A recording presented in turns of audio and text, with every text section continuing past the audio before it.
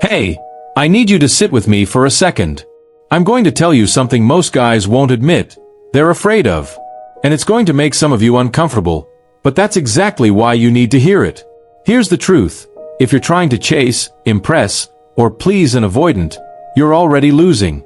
You might think being consistent, available, or bending over backwards will make them love you, but it won't. In fact, it pushes them further away. And that's the part nobody talks about. Most men approach avoidance like they're a challenge to be conquered, like it's a game where persistence equals success. And sure, sometimes that works for a little while. But here's the kicker. Avoidants thrive on distance. They feel suffocated when someone truly wants them. They pull away when you try to win them over with too much attention. So the idea of doing more, or giving more, that's exactly what sets you up to fail. What I'm about to teach you is controversial because it goes against everything society tells you. Forget the advice about always being the good guy, about always bending over backward, about never letting them see you sweat. I'm going to show you the power of learning to disappoint. Not in a mean way, not in a manipulative way, but in a strategic way that actually makes them respect, value, and, dare I say, chase you in ways they wouldn't if you were always available. This isn't for everyone. If you're looking for a sugar-coated love manual, click away. This is for men who are serious about understanding human behavior, about shifting the power subtly, and about not getting stuck in the trap of wanting someone who's emotionally unavailable. By the end of this, you'll see why disappointment isn't failure. You'll see why creating boundaries, not giving in, and stepping back at the right moments doesn't make you cruel. It makes you magnetic.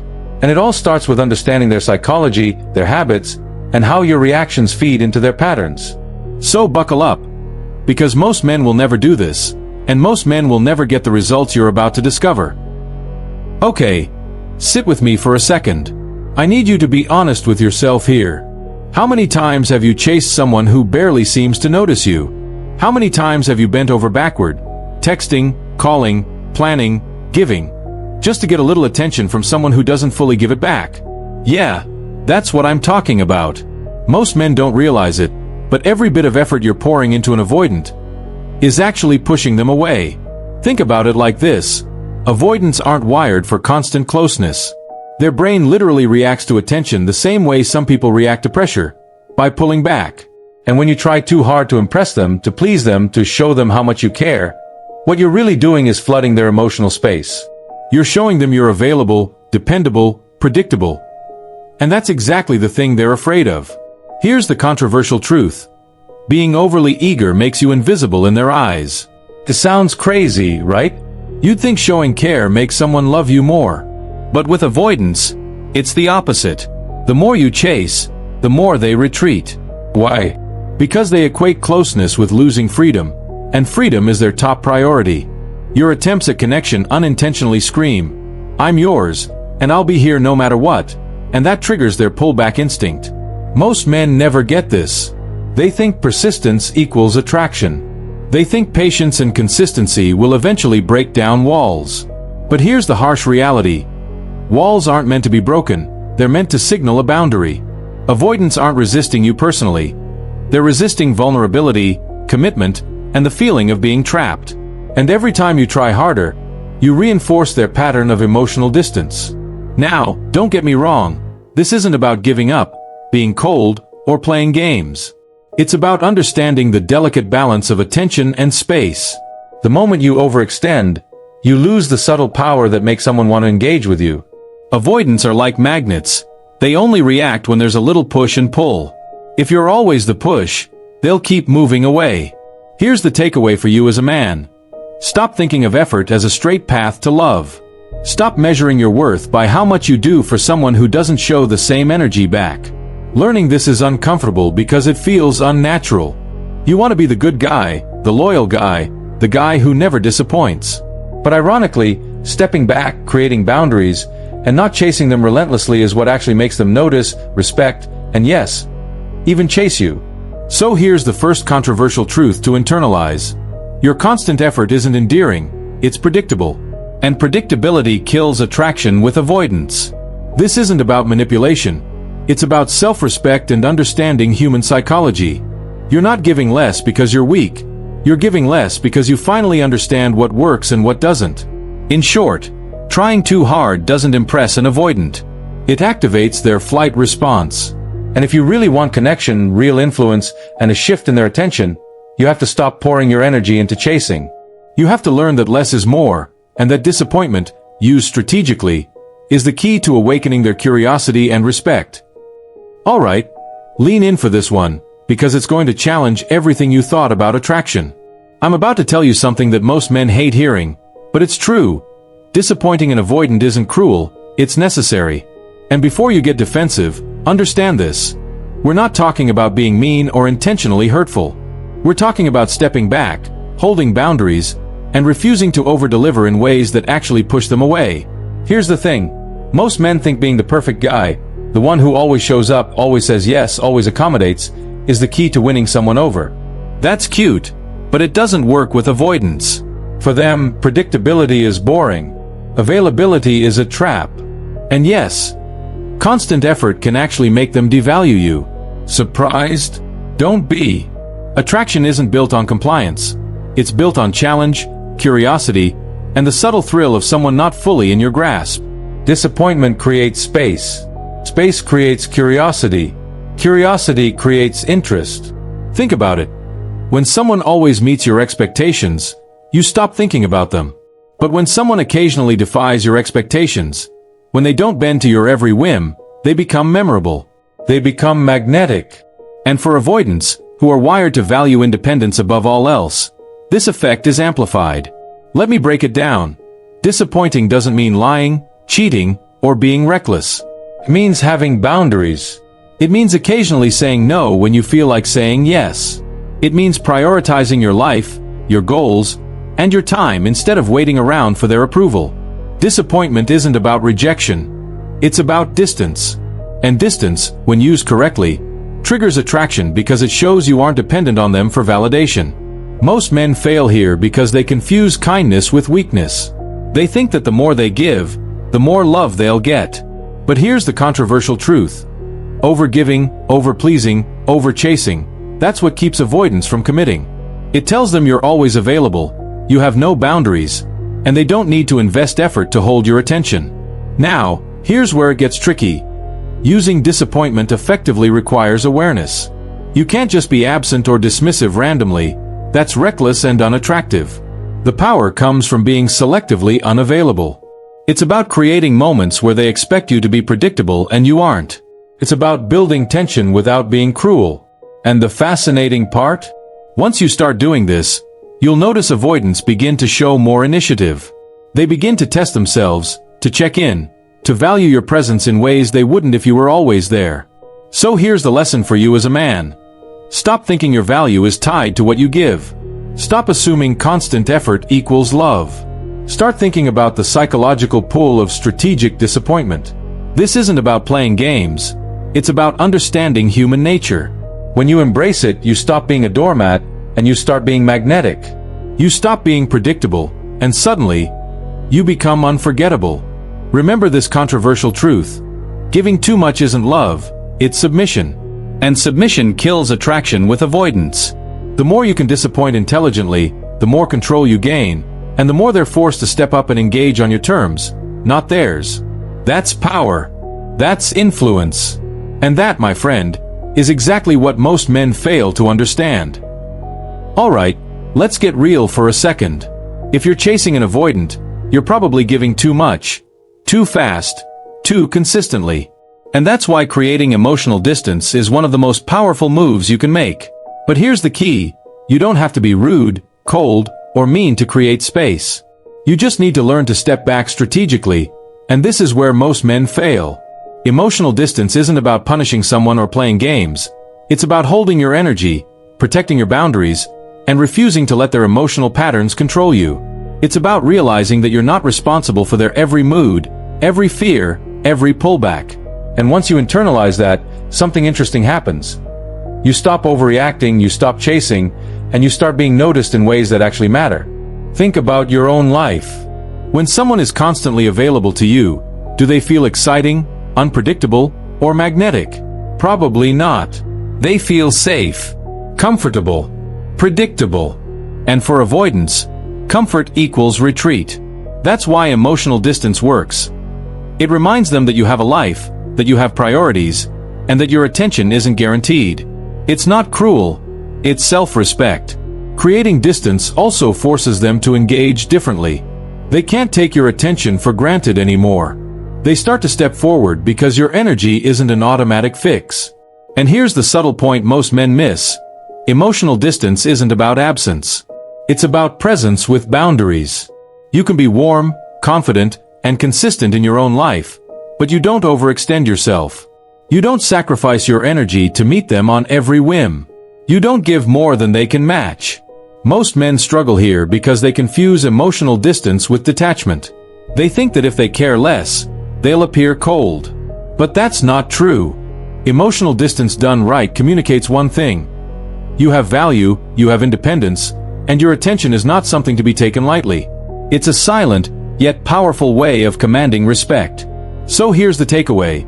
Step back, hold your boundaries, and let your energy speak for itself. Don't over-text, don't over-respond, and don't over-invest in moments that don't matter. Protect your time and your attention. By doing this, you're not being a jerk. You're teaching them how to meet you halfway. You're shifting the balance without needing to argue, push, or manipulate. The harsh truth most men need to hear. Your eagerness isn't attraction, it's predictability. And predictability is boring to avoidance. Creating emotional distance isn't about being cold. It's about creating tension, curiosity, and respect. Once you master this, you'll notice avoidance start acting differently, engaging differently, and valuing your presence in a way they couldn't when you were always available. It's not easy, it's not natural, but it works. And the moment you stop bending to their patterns and start protecting your own, you step into a new level of influence. That's where the game changes.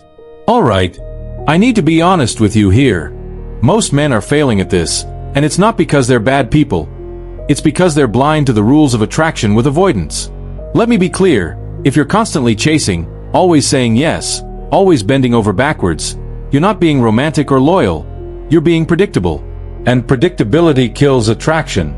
Here's the thing, avoidants don't respond to desperation. They don't respond to constant availability. They respond to independence, confidence, and boundaries. And yet, most men continue the same old pattern. Texting first, planning everything, waiting for validation, over-apologizing when a mistake is made. I'm going to be real with you. If you're doing this, you're teaching them that they don't need to put in effort. You're giving away your power without even realizing it. Most men fail because they confuse patience with submission. They confuse loyalty with obedience. They confuse consistency with weakness. And here's the thing, this isn't about tricking someone or playing games. It's about understanding psychology and human behavior. The hard truth? If you're always the one giving, you're never in control of the dynamic.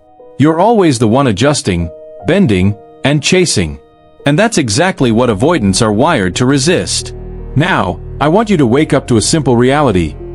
You cannot control someone else's attachment style.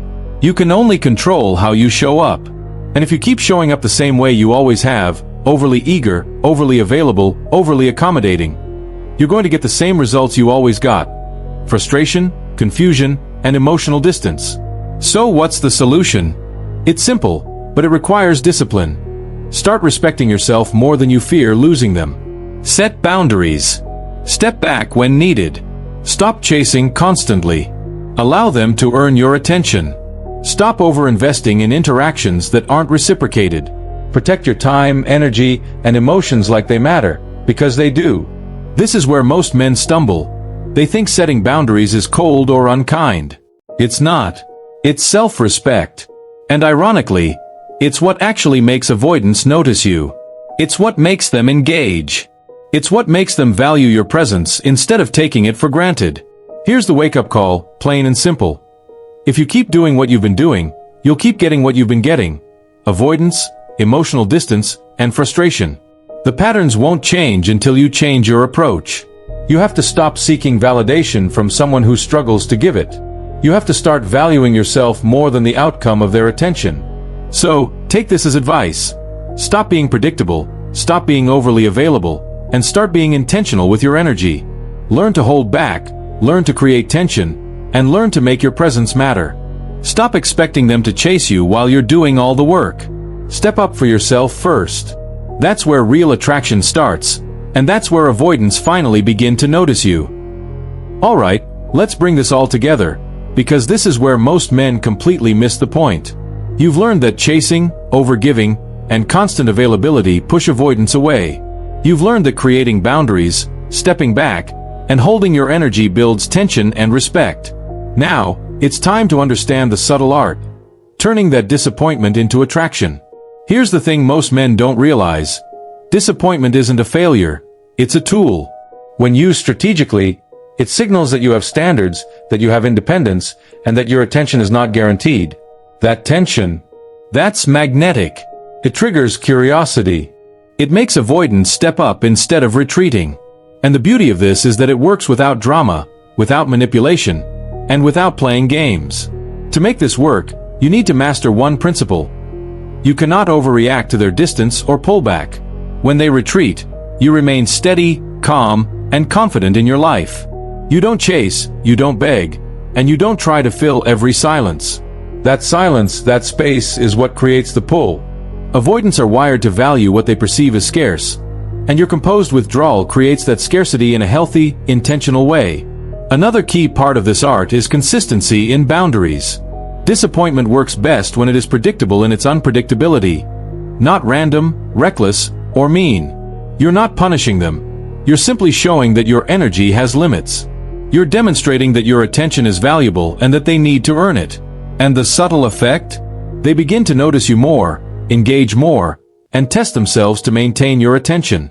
Most men miss this because they confuse attraction with constant availability. They think, if I show up more, they'll like me more. But in reality, avoidants don't want constant availability. They want someone who is stable yet independent. Someone who challenges them to meet you halfway. That's why the art of disappointment is so subtle.